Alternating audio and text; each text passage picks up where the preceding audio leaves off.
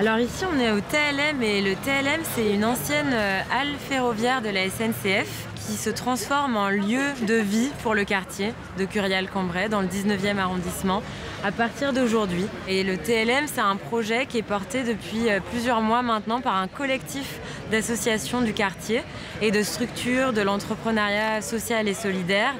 Et voilà, c'est le fruit d'un appel à projet de la SNCF. TLM ça veut dire Transport Logistique Marchandises. Pourquoi? Parce que c'est le nom historique du bâtiment. C'était un ancien quai de marchandises de la SNCF. Les habitants l'appellent toujours depuis ça, donc depuis les années 60, le TLM. Il y a écrit encore sur le bâtiment TLM. Donc on a voulu garder cette identité historique et en fait on voudrait demander aux habitants et puis aux visiteurs de jouer avec ces lettres-là et de trouver des jeux de mots. Donc c'est pour ça qu'on a... TLM c'est pour tout le monde. Exactement, voilà. Bon ça c'est le plus simple, mais du coup on a envie de développer cette idée-là et du coup voilà, on a gardé le TLM. TLM, c'est d'abord tous les fondamentaux, toutes les majeures.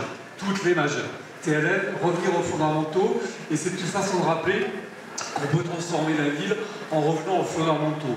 S'habiller, se nourrir, se cultiver. Et ce projet, il est assis sur ce triptyque de la mode solidaire et circulaire, de l'alimentation durable et de l'accès à toutes les cultures, et c'est déjà en soi une très belle ambition.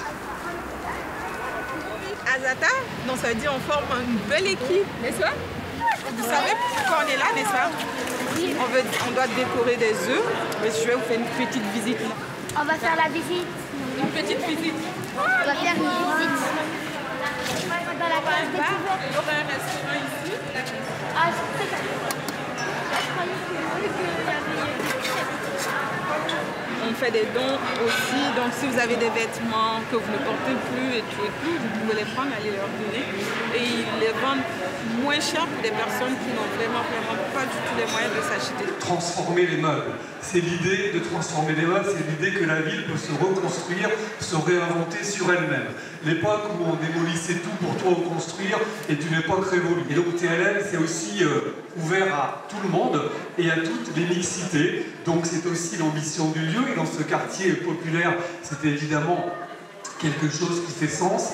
Donc TLM, c'est aussi les tiers-lieux. Alors tiers-lieux mobilisateurs, tiers-lieux modernes, en tout cas mobilisateurs. Donc 4 fois TLM, c'est évidemment 4 bonnes raisons de nous retrouver très nombreux ici pour les 6 mois qui viennent, puisque nous lançons ce soir la saison 1 du TLM.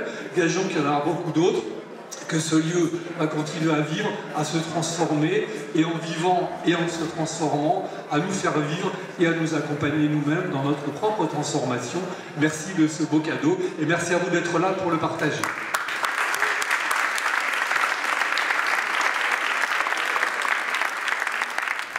C'était un endroit où arrivait le charbon et il était dispatché sur tout le quartier. Le sucre plutôt. Au début on pensait que c'était du charbon et récemment on a fait des études dans les archives et il s'avère que c'est plutôt du transport de sucre. Et en fait les trains arrivaient du coup par la petite ceinture et ils rentraient par le niveau sur lequel on accueille le public aujourd'hui. Et en fait il lâchait sa marchandise via un trou qu'il y avait du coup sur le niveau du rail pour qu'ensuite les camions de réception viennent récupérer les marchandises au rez-de-chaussée sur le niveau de la rue Curial. Le lieu il sera ouvert du mercredi au dimanche, de midi à 22h en semaine ou à minuit le week-end. Et l'idée c'est que on ait des espaces qui soient tout le temps là. Ces espaces c'est un bar tenu par Mama Yoka, Cuisine du Monde, un restaurant d'insertion hyper bon. J'ai dit un bar mais c'est un resto pardon. Un bar à côté et du coup un corner fripe, donc des belles fringues pas chères et de seconde main. Et le reste du niveau, c'est vraiment un espace polyvalent où on voudrait accueillir des ateliers, des conférences, des tables rondes, des projections, des concerts, des comédie clubs, de la musique, voilà. Donc en fait on a vraiment une programmation culturelle et événementielle à partir d'aujourd'hui pendant 6 mois avant la fermeture du lieu pour les travaux de réhabilitation qui vont durer 1 an. Et après ces travaux-là, on réouvre pour 10 ans au minimum. Donc vous aviez une occupation temporaire avec la SNCF, comment ça se passe? De 12 ans. On a signé une convention d'occupation temporaire de 12 ans avec la SNCF, incluant la période de préfiguration et des travaux. Et c'était à l'issue du concours que le collectif Au fil du rail a remporté en mai 2021. Le collectif a été initialement fondé par 3 associations du quartier. Le noyau dur, c'est Espace 19, qui sont vraiment littéralement en face, le centre social Rosa Parks et l'association Couleurs Pont de Flandre, qui œuvrent à l'embellissement du quartier. Ces associations se sont dit que ce serait quand même le rêve de pouvoir reprendre ce bâtiment et le redonner au quartier. Donc elles ont commencé à réunir des acteurs autour de thématiques qui ont été choisies car fédératrices de plusieurs catégories de personnes. Donc autant les habitants de la cité en face, donc on est dans un quartier assez populaire, la cité Curiale, que les Parisiens, plus généralement, qui sont des friands des tiers-lieux déjà. On aimerait vraiment, et s'il y avait un seul objectif sur ce projet, c'est de réussir à avoir un lieu vraiment mixte, culturellement et socialement parlant. Et en fait, pour continuer sur le collectif, donc, les ont rejoint l'école de mode IFA Paris, la textilerie, qui est une recyclerie textile, Mama Yoka, le restaurant d'insertion sociale, et Grand 8, qui est une agence d'architectes spécialisée dans le réemploi et dans l'architecture responsable. Et en fait, Belleville, la structure à laquelle j'appartiens, et ce fameux investisseur, parce que Belleville, nous sommes une foncière, donc une entreprise qui investit et qui exploite des biens immobiliers. Normalement, une foncière investit dans l'immobilier pour créer de la valeur financière. Avec Belleville, on veut créer de la valeur sociale. On veut vraiment accompagner des projets qui ont une véritable importance pour les gens du quartier et qui ne soient pas hors sol. Donc nous, on a ce rôle d'investisseur et puis de coordination un petit peu du projet de travaux, du projet d'exploitation. Et nous, on est arrivé en dernier et on a pris le projet comme il avait été pensé parce que c'est vraiment un projet qui ressemble au quartier. Et les thématiques, c'est la mode circulaire, l'alimentation durable et la culture sous toutes ses formes, donc c'est assez large.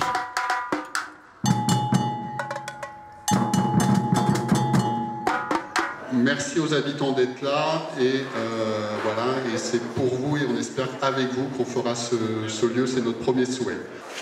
Un petit mot sur le collectif Au Fil du Rail que je représente ce soir. Donc, nous sommes 8 partenaires et c'est un des beaux côtés de l'aventure, c'est effectivement cette diversité entre des partenaires. Certains se connaissaient, d'autres non et c'est vraiment, pour moi à titre personnel, c'est un des plaisirs, c'est de construire ça à 8. Une maison pour tous, où chacun vient avec ses envies à partager, intégrer des gens dans des actions concrètes qui fassent rayonner la beauté et en même temps mettre un peu de joie de vivre dans notre quotidien. Donc pour moi c'est un lieu pour tous, un lieu où on va vraiment, un lieu chaleureux, un lieu où on se sent bien et un lieu vraiment ouvert à tous. On a fait un défilé uniquement avec du recyclage. Et il y a 15 couturières du quartier qui, aux côtés de l'école de mode IFA Paris, tout recyclé, tout a été fait dans le 19e. Les 28 tenues présentées lors de notre défilé l'année dernière, tout avait été fait dans le 19e. On a trouvé ça finalement génial de faire défiler des habitants de tous âges, de toutes couleurs, de toutes situations. Il y a des personnes en situation de handicap qui participent, qui s'éclatent autour du textile, faire des ateliers aussi.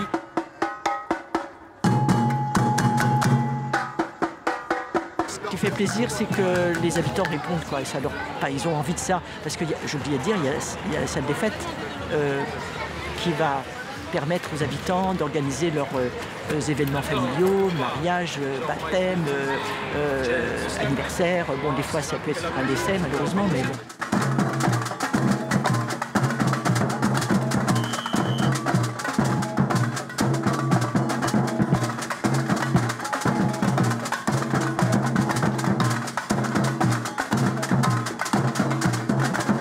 Le quartier, jusqu'à l'ouverture de la gare RER Rosa Parks, c'était un cul-de-sac. Ouais. Et avec l'ouverture de la gare, et maintenant cette promenade qui va de la gare Jazz, alors on espère que ça va s'ouvrir jusqu'à la gare.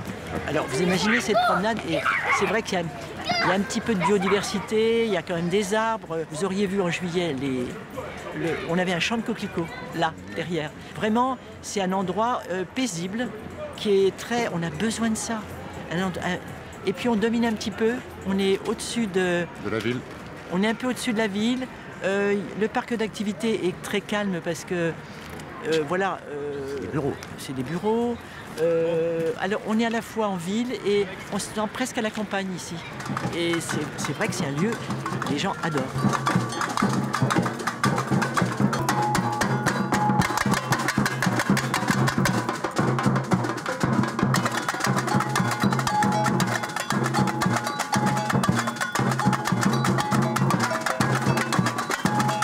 Avant tout, je voulais remercier la SNCF qui est propriétaire de ce lieu et qui nous ont, qui ont eu confiance en notre projet.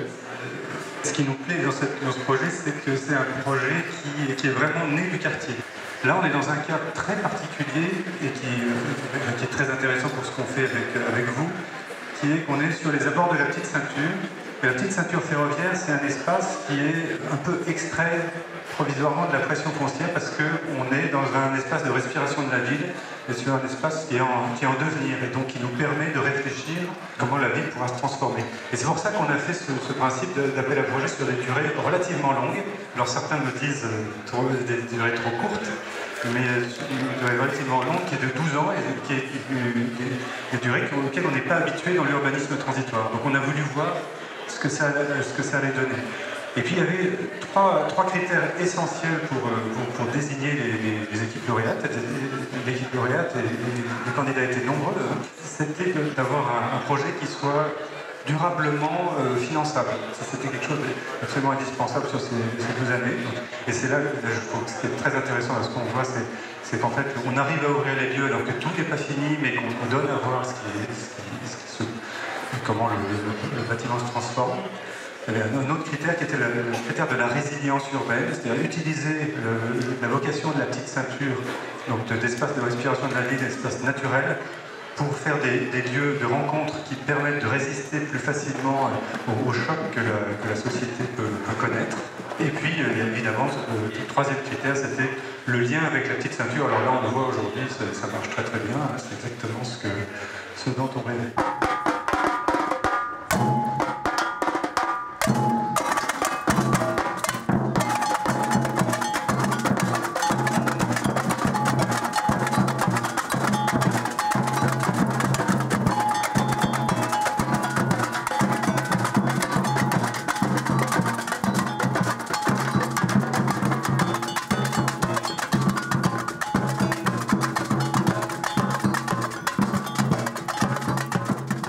On a la charge des travaux de réhabilitation. Là, on va réhabiliter cette halle pour un total d'1 million d'euros environ. Et du coup, c'est nous qui portons ces investissements-là. Donc on a les mêmes droits en fait qu'un propriétaire sans être propriétaire de l'immeuble. Et on a 10 ans pour amortir tout ça. Il me semble que vous avez demandé 2 millions, je crois, au budget participatif. Oui. Et vous ne l'avez pas obtenu, non? Non, on ne les a pas obtenus malheureusement, mais on va réessayer de les avoir l'année prochaine parce que, en fait, pour nous, toutes les subventions, qu'elles soient du budget participatif ou bien d'autres structures gouvernementales ou même non gouvernementales, ça aide la foncière dans le sens où la subvention qu'on obtiendra, ce sera autant de dettes qu'on n'aura pas à prendre des banques. Et du coup, qui dit moins de dettes pour la foncière, dit des loyers moindres pour les exploitants. Sachant que tous les membres du collectif seront les futurs exploitants du lieu. Donc la foncière donnera en sous-location, parce que c'est avec la foncière que la SNCF a signé la convention d'occupation temporaire. Les exploitants, donc les autres membres du collectif, ce sera nos sous-locataires. Et nous, on aura à charge de repayer nos dettes.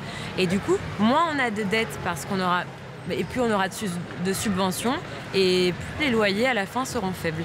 Donc c'est hyper important pour nous. La SNCF, effectivement, a cette belle démarche de vouloir revaloriser des lieux qui sont un peu vacants et qui sont laissés à l'abandon. Et du coup, nous, voilà, on est un peu leur outil pour offrir ce lieu au quartier.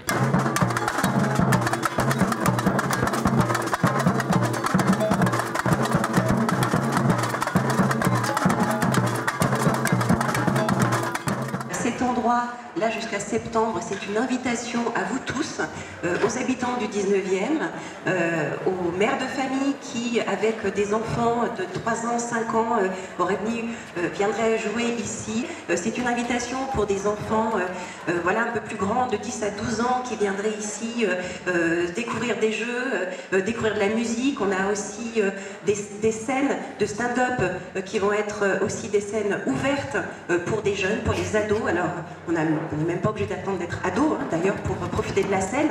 Mais c'est vraiment une invitation pour ces habitants-là qui viennent se dégourdir, qui viennent prendre possession des lieux, qui viennent vraiment apporter leur supplément d'âme à cet endroit qui est déjà qui porte une âme vraiment voilà, très, très chargée. Nous sommes dans ce collectif tous des idéalistes et nous souhaitons rassembler sous ce toit-là, sur les 6 mois qui viennent, des personnes qui vont venir de tous les horizons, du 19e mais aussi ailleurs. C'est une invitation aussi pour des gens qui viendront ici boire un verre, qui viendront ici manger des plats donc, que nous préparons. Alors je parle là de Mama Yoga avec des femmes qui sont issues de l'immigration, qui sont souvent donc issues d'un parcours d'insertion, enfin souvent même chez nous pour la plupart.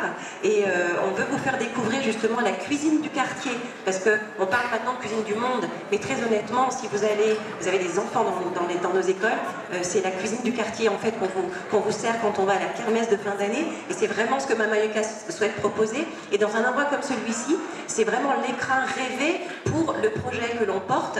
Et à travers, voilà, on a parlé, je vais les reciter, Grand 8, Belleville, les couleurs de Conflans, le centre social Rosa Parks, l'IFA, l'école de mode, la textilerie. Nous sommes tous des structures qui rêvons de mixer toute la population que l'on peut trouver sur Paris, que l'on puisse vraiment avoir cette rencontre des genres, de manière voilà, très ouverte et vraiment toujours avec la main sur le cœur. Donc cet endroit est une invitation et je vous souhaite une très belle soirée d'inauguration et nous vous invitons donc pour la suite à continuer à venir prendre possession des lieux. Donc je pense que vous ne serez jamais déçus à chaque fois que vous viendrez ici.